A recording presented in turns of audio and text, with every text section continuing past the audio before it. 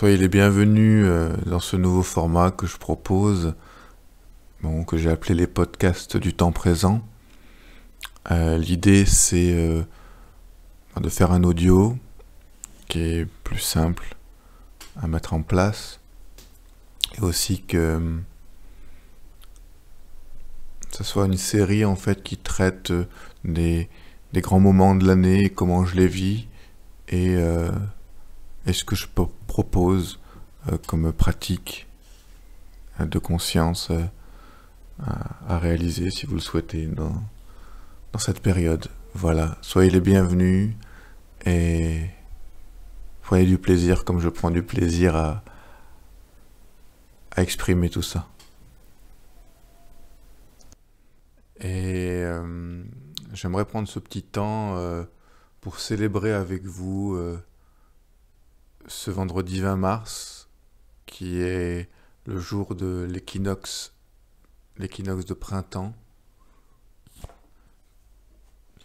Peut-être pour ceux qui me suivent, vous savez que j'aime vivre avec les saisons, que pour moi c'est important tout en étant dans cet espace intérieur qui est hors du temps, d'accueillir aussi les cycles du mouvement, de l'énergie dynamique, du vivant, du cosmos. Et le printemps, je pense qu'on l'attend depuis longtemps. L'hiver n'a pas été évident, même s'il a apporté beaucoup de fruits, parce qu'il nous a permis d'aller dans nos profondeurs. En tout cas, je parle pour moi. Et le printemps, voilà, c'est ce que les anciens appelaient Ostara, parfois. C'est ce jour spécial où le jour et la nuit ont la même durée.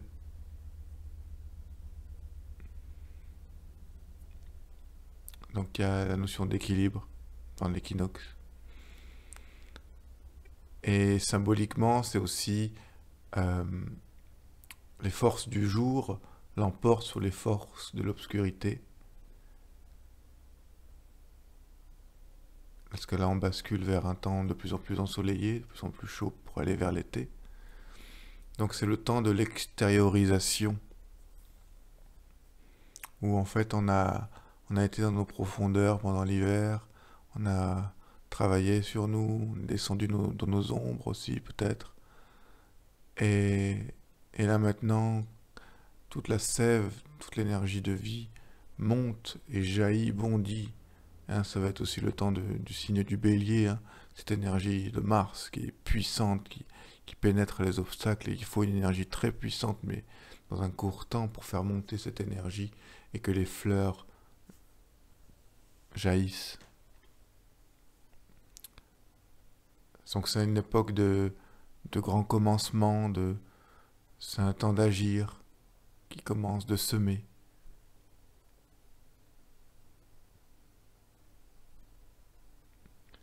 C'est cette célébration du réveil de la nature, de la terre fertile.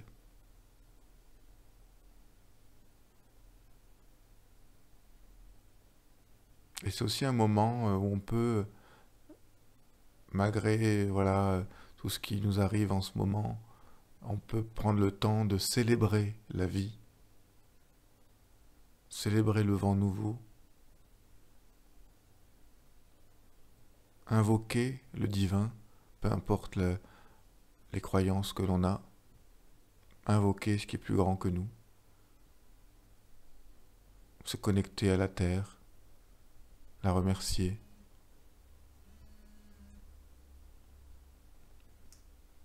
Bénir, consacrer.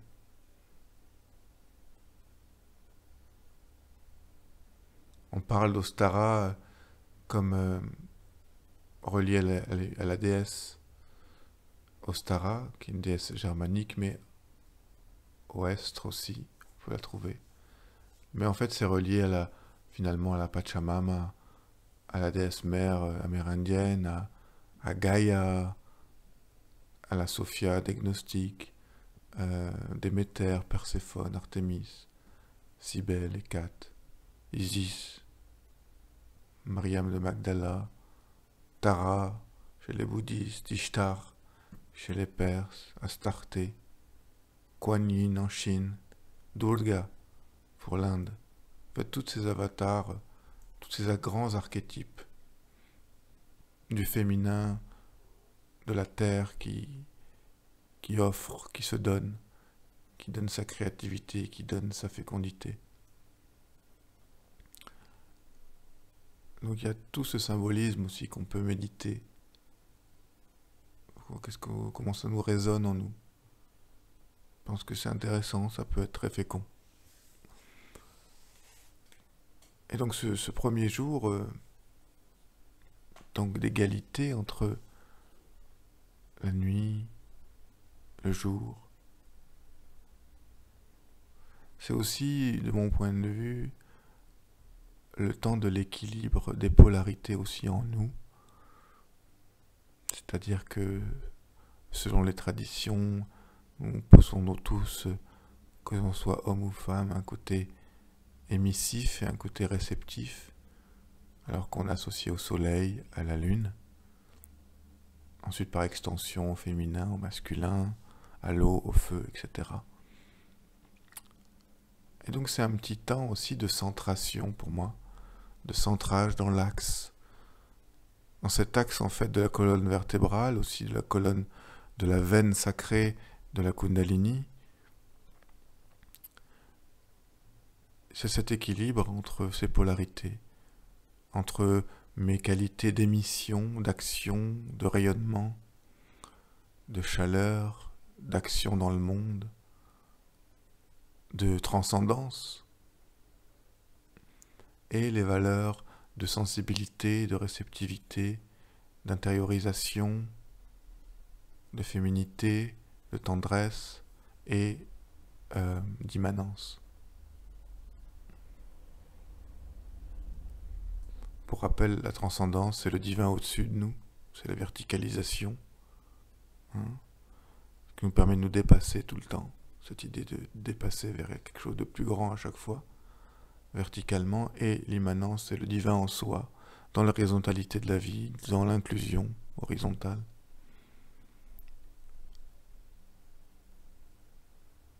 Donc c'est célébrer une nouvelle aube, une vie renouvelée,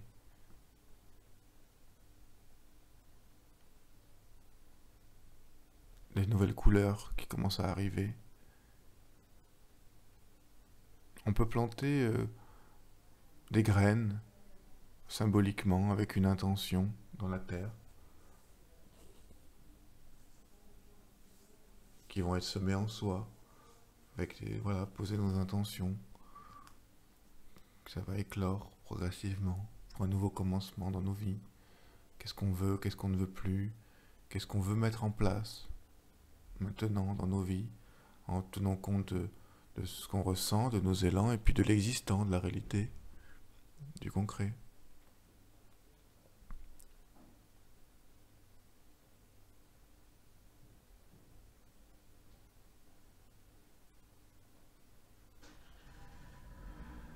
On peut planter toutes sortes de choses, en fait, si on le sent. Des fleurs, des légumes, des arbres.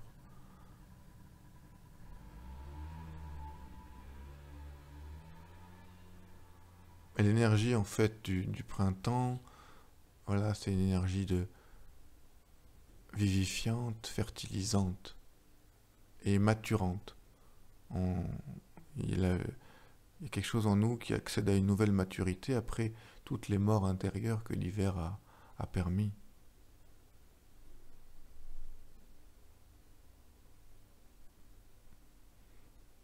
Dans la tradition antique, c'était aussi l'idée que le jeune dieu soleil, hein, il y a eu beaucoup de dieux solaires dans l'ancien temps, en réalité, il n'y a pas eu que le Christ, il y en a eu beaucoup d'autres, Apollon, Horus, Tammuz,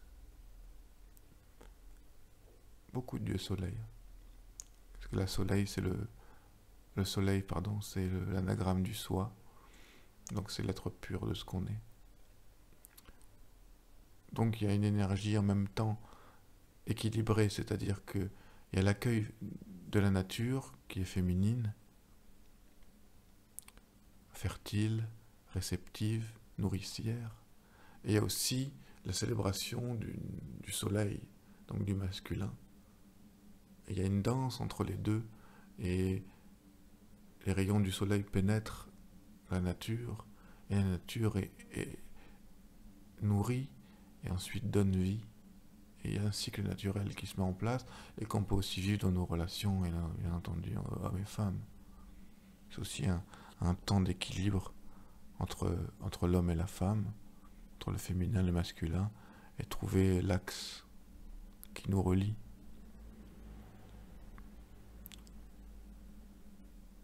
C'est donc une période de semence sur tous les plans.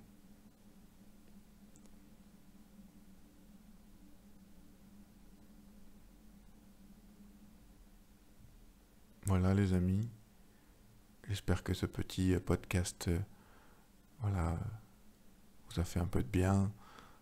Je pense que c'est important de se poser aujourd'hui, de célébrer ce que représente pour nous le printemps, de faire peut-être quelques actes symboliques ou de petits rituels improvisés qui nous parlent et qui représentent cette énergie de renouveau, de renaissance. Hein, c'est Pâques aussi, hein, c'est la résurrection, c'est Pessah chez les Juifs, donc c'est la préparation de la délivrance, de la sortie de notre esclavage pour renaître à quelque chose de nouveau dans une terre nouvelle. Okay, il y a plein de mythes, d'archétypes que vous pouvez comme ça traverser. Et l'essentiel, c'est marqué dessus, c'est l'équinoxe, c'est l'équilibre. Retrouver un équilibre en nous, dans tous les domaines de nos vies, pour pouvoir passer ce temps, cette période un peu spéciale.